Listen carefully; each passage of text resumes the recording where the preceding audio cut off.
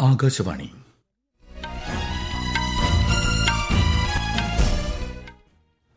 നമസ്കാരം.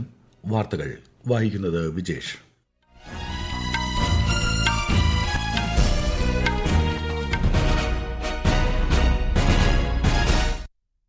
പ്രധാന വാർത്തകൾ.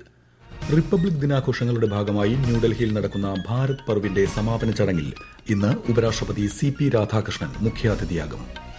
ഇന്ത്യ അറബ് വിദേശകാര്യമന്ത്രിമാരുടെ രണ്ടാമത് യോഗം ഇന്ന് ന്യൂഡൽഹിയിൽ നടക്കും. 2026-27 കേന്ദ്ര ബജറ്റ് ധനമന്ത്രി നിർമ്മല സീതാരാമൻ നാളെ ലോക്സഭയിൽ അവതരിപ്പിക്കും. വേലിയേറ്റ വെള്ളപ്പൊക്കം ദുരന്ത നിവാരണത്തിന്റെ പരിധിയിൽ ഉൾപ്പെടുത്താൻ വിജ്ഞാപനം പുറപ്പെടുവിച്ച് കേരള സർക്കാർ. അംഗരാജ്യങ്ങൾ വിഹിതം അടയ്ക്കാത്തതിനാൽ ഐക്യരാഷ്ട്ര സംഘടന സാമ്പത്തിക തകർച്ചയുടെ വക്കിലെന്ന് secretary general Antonio Guterres. Cricket ആവേശത്തിൽ തിരുവനന്തപുരം ഇന്ത്യ ന്യൂസിലാൻഡ് T20 പരമ്പരയിലെ 5ാം മത്സരം ഇന്ന് വൈകിട്ട് കാര്യവട്ടം ഗ്രീൻഫീൽഡ് സ്റ്റേഡിയത്തിൽ. വാർത്തകൾ വിശദമായി. റിപ്പബ്ലിക് ദിനാഘോഷങ്ങളുടെ ഭാഗമായി ചുവപ്പുകോട്ടയ്ക്ക് മുമ്പിലുള്ള മൈതാനത്തും ഗ്യാൻപഥിലുമായി നടന്നുവരുന്ന ഭാരത് പർവിന്റെ സമാപന ചടങ്ങിൽ ഇന്ന് ഉപരാഷ്ട്രപതി CP രാധാകൃഷ്ണൻ മുഖ്യാതിഥിയായി പങ്കെടുക്കും. എല്ലാ വർഷവും ജനുവരി 26 മുതൽ 31 വരെ കേന്ദ്ര ടൂറിസം മന്ത്രാലയമാണ് ഭാരത് പർവ് സംഘടിപ്പിക്കുന്നത്. ഇന്ന് ഉച്ചയ്ക്ക് 12 മണി മുതൽ രാത്രി 9 മണി വരെ പൊതുജനങ്ങൾക്ക് പരിപാടിയിൽ പങ്കെടുക്കാം. റിപ്പബ്ലിക് ദിന പരേഡിലെ നിശ്ചല ദൃശ്യങ്ങൾ, സായുധസേന ബാൻഡുകളുടെ പ്രകടനങ്ങൾ, വിവിധ സംസ്ഥാനങ്ങളിലെ കലാപരിപാടികൾ എന്നിവയിലൂടെ ഇന്ത്യയുടെ സാംസ്കാരിക വൈവിധ്യങ്ങളാണ് ഭാരത് പർവ് പ്രദർശിപ്പിക്കുന്നത്. വെനസ്വേലയുടെ ആക്ടിംഗ് പ്രസിഡന്റ് ഡെൽസി റോഡ്രിഗസ് ഇന്നലെ പ്രധാനമന്ത്രി നരേന്ദ്രമോദിയുമായി ടെലിഫോൺ സംഭാഷണം നടത്തി. പരസ്പര താൽപര്യമുള്ള വിവിധ പ്രാദേശിക ആഗോള വിഷയങ്ങളിൽ ഇരു നേതാക്കളും കാഴ്ചപ്പാടുകൾ കൈമാറി.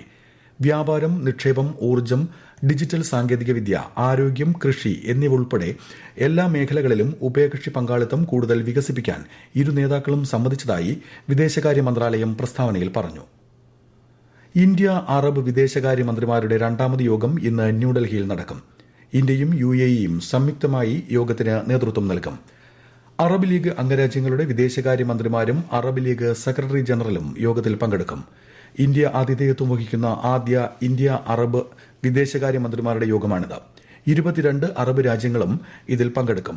10 വർഷത്തെ ഇടവേളയ്ക്ക് ശേഷമാണ് യോഗം ചേരുന്നത്. അറബ് ലീഗ് അംഗരാജ്യങ്ങളിൽ നിന്നുള്ള വിദേശകാര്യമന്ത്രിമാരുമായി കേന്ദ്രമന്ത്രി S. ജയശങ്കർ ഇന്നലെ ന്യൂഡൽഹിയിൽ ചർച്ച നടത്തി. ഉഭയകക്ഷി ബന്ധം മെച്ചപ്പെടുത്തുന്നതും പശ്ചിമേഷ്യയിലെ സ്ഥിതിഗതികൾ വിലയിരുത്തുന്നതുമായിരുന്നു കൂടിക്കാഴ്ചകൾ.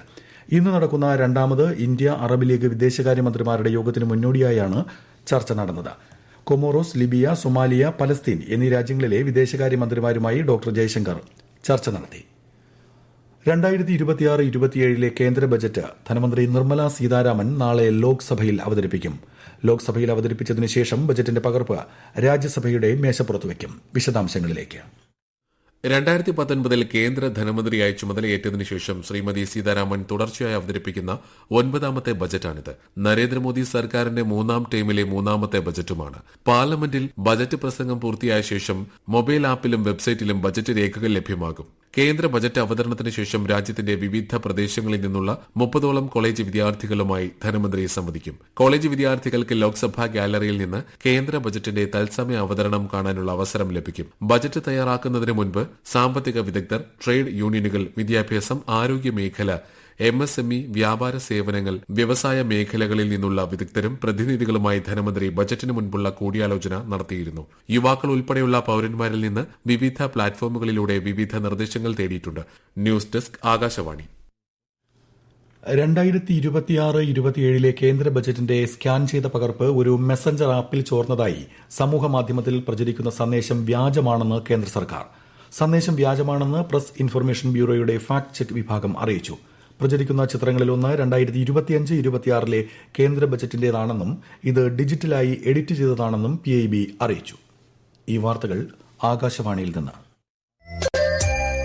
ആകാശവാണി വാർത്തകളും വാർത്താ അധിഷ്ഠിത പരിപാടികളും all India radio news Thiruvananthapuram YouTube ചാനലിലും @all India radio news Thiruvananthapuram Facebook പേജിലും AIR ന്യൂസ് തിരുവനന്തപുരം ഇൻസ്റ്റഗ്രാം അക്കൌണ്ടിലും @AIR ന്യൂസ് TVM X ഹാൻഡിലും ലഭ്യമാണ്.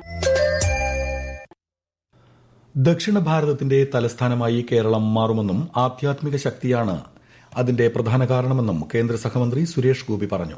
മലപ്പുറത്ത് തവനൂർ മാഘ മക മഹോത്സവത്തിൽ പങ്കെടുത്ത് സംസാരിക്കുകയായിരുന്നു അദ്ദേഹം. തീർത്ഥാടന ടൂറിസത്തിന്റെ സാധ്യത പരിഗണിച്ചുള്ള പദ്ധതി തയ്യാറാക്കാൻ ആവശ്യമായ എല്ലാ നടപടികളും സ്വീകരിക്കുമെന്നും ശ്രീ സുരേഷ് ഗോപി വ്യക്തമാക്കി. വേലിയേറ്റ വെള്ളപ്പൊക്കം ദുരന്ത നിവാരണത്തിന്റെ പരിധിയിൽ ഉൾപ്പെടുത്താൻ വിജ്ഞാപനം പുറപ്പെടുവിച്ച് കേരള സർക്കാർ. വേലിയേറ്റ വെള്ളപ്പൊക്കത്തെ തുടർന്നുള്ള കെടുതികൾ സംസ്ഥാന സവിശേഷ ദുരന്തമായി കണക്കാക്കി ധനസഹായം നൽകാനുള്ളതാണ് ഉത്തരവ്. ഉയർന്ന വേലിയേറ്റം കാരണം സമുദ്രനിരപ്പ് ഉയരുകയും പുഴകൾ, കായലുകൾ, തോടുകൾ എന്നിവ വഴി ജനവാസ മേഖലകളിലേക്ക് ഉപ്പുവെള്ളം കയറുകയും ചെയ്യുന്നത് തീരദേശത്തോട് അടുത്ത താഴ്ന്ന പ്രദേശങ്ങളിൽ താമസിക്കുന്നവരെ വലിയ തോതിലാണ് ബാധിക്കുന്നത്. എറണാകുളം ജില്ലയിലെ 22 തീരദേശ പഞ്ചായത്തുകളിലും തൃശൂർ, ആലപ്പുഴ ജില്ലകളിലെ പല ഭാഗങ്ങളിലും വേലിയേറ്റ വെള്ളപ്പൊക്കം പ്രശ്നങ്ങൾ സൃഷ്ടിക്കുന്നുണ്ട്.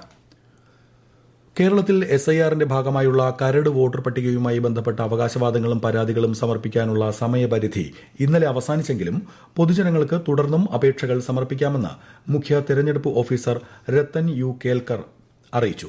എന്നാൽ ഇതുവരെ ലഭിച്ച അംഗീകരിക്കപ്പെട്ട അപേക്ഷകൾ ഉൾപ്പെടുത്തി ഫെബ്രുവരി 21 അന്തിമ വോട്ടർ പട്ടിക പ്രസിദ്ധീകരിക്കും.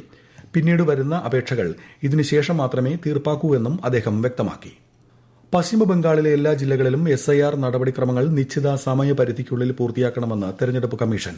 വോട്ടർ പട്ടിക പുതുക്കുന്നതുമായി ബന്ധപ്പെട്ട നോട്ടീസുകൾ അയക്കുന്നതും പരാതികളിന്മേൽ ഹിയറിംഗ് നടത്തുന്നതും രേഖകൾ അപ്ലോഡ് ചെയ്യുന്നതും ഉൾപ്പെടെയുള്ള നടപടികൾ ഉടൻ പൂർത്തിയാക്കണമെന്ന് കമ്മീഷൻ നിർദ്ദേശം നൽകി.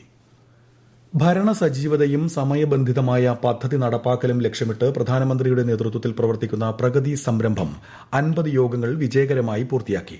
സുപ്രധാന അടിസ്ഥാന സൌകര്യ പദ്ധതികളുമായി ബന്ധപ്പെട്ട തടസ്സങ്ങളും പരാതികളും തത്സമയം നിരീക്ഷിച്ച് പരിഹാരം കണ്ടെത്തുന്നതിൽ പ്രഗതി പോർട്ടൽ നിർണായക പങ്ക് വഹിക്കുന്നു. വിശദാംശങ്ങളിലേക്ക്. രാജ്യത്തിന്റെ സാമ്പത്തികവും സാമൂഹികവുമായ അടിത്തറയുടെ കരുത്തുറ്റ സ്തംഭങ്ങളിലൊന്നാണ് ഇന്ത്യൻ റെയിൽവേ. ലോകത്തിലെ ഏറ്റവും വലിയ റെയിൽവേ ശൃംഖലകളിലൊന്നായ ഇന്ത്യൻ റെയിൽവേ ചരക്ക് നീക്കത്തിലും പ്രാദേശിക കണക്ടിവിറ്റിയിലും നിർണായക പങ്ക് വഹിക്കുന്നു. അതിവേഗ റെയിൽ ഇടനാഴികൾ, പുതിയ റെയിൽ പാതകൾ, റെയിൽവേ സ്റ്റേഷൻ വികസന പദ്ധതികൾ ഉൾപ്പെടെ 97 ഉന്നതതല പദ്ധതികൾ പ്രധാനമന്ത്രി നേരിട്ട് പ്രഗതിയിലൂടെ വിലയിരുത്തിയിട്ടുണ്ട്. കശ്മീർ താഴ്വരയെ ബന്ധിപ്പിക്കുന്ന ചെനാബ്, അഞ്ചി പാലങ്ങൾ ഉൾപ്പെടുന്ന ഉദ്ധംപൂർ, ശ്രീനഗർ, ബാരാമുള്ള ലിങ്ക്, വടക്ക് കിഴക്കൻ മേഖലയിലെ ഭൈരബി, സൈരാഗ് ലൈൻ, തമിഴ്നാട്ടിലെ പാമ്പനിലുള്ള ഇന്ത്യയിലെ ആദ്യത്തെ വെർട്ടിക്കൽ ലിഫ്റ്റ് സീ ബ്രിഡ്ജ് തുടങ്ങി അതീവ സങ്കീർണമായ പദ്ധതികൾ ഇന്ത്യൻ റെയിൽവേ വിജയകരമായി പൂർത്തിയാക്കി. News desk, Akashvani.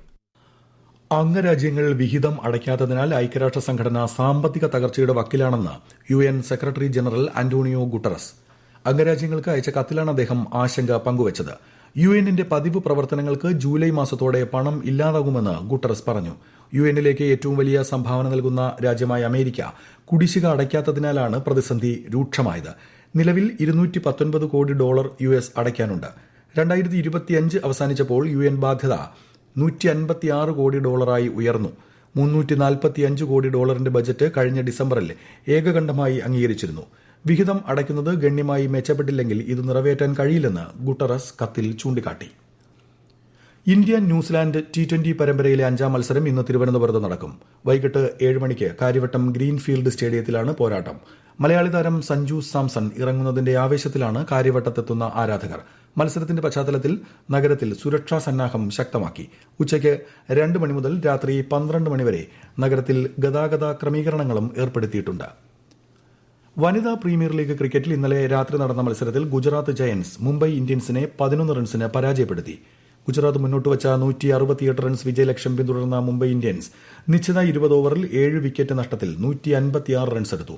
48 പന്തിൽ നിന്ന് 82 റൺസ് നേടിയ ഹർമൻപ്രീത് കൌറാണ് മുംബൈ ഇന്ത്യൻസിന്റെ ടോപ്പ് സ്കോറർ.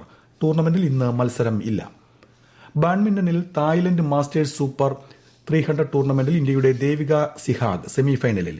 ക്വാർട്ടറിൽ തായ്ലൻഡിന്റെ സുബാനിഡ കാത്തേതോങ്ങിനെ പരാജയപ്പെടുത്തിയാണ് ദേവികയുടെ സെമി പ്രവേശം. ഇന്ന് നടക്കുന്ന സെമിഫൈനലിൽ ദേവിക ചൈനീസ് തായ്പേയ് താരത്തെ നേരിടും. പ്രധാന വാർത്തകൾ വീണ്ടും.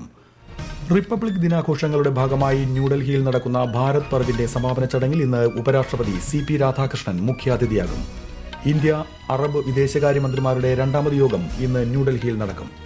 2026-27 കേന്ദ്ര ബജറ്റ് ധനമന്ത്രി നിർമ്മല സീതാരാമൻ നാളെ ലോക്സഭയിൽ അവതരിപ്പിക്കും.